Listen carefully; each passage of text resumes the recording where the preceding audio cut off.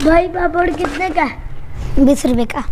10 पापड़ कितने के दोगी? बैठ के बात करते हैं, ये पैसे उठा लेते हैं। 150 दे दो।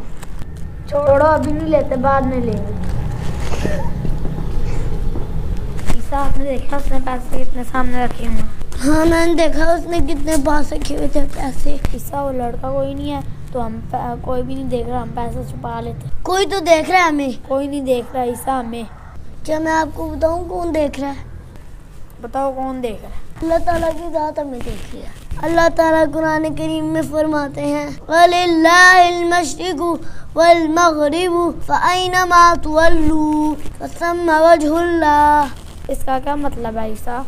इसका मतलब है वलिल्लाहिल मशरिकु, अल्लाह ताला मशरिक में भी है, वलिल्लाहिल मगरिब, अल्लाह ताला मगरिब में भी है, फअयनमा तुवल्लू फसम्मा वजहुल्लाह। आप जिधर भी मुँह करोगे अल्लाह ताला को उधर पाओगे।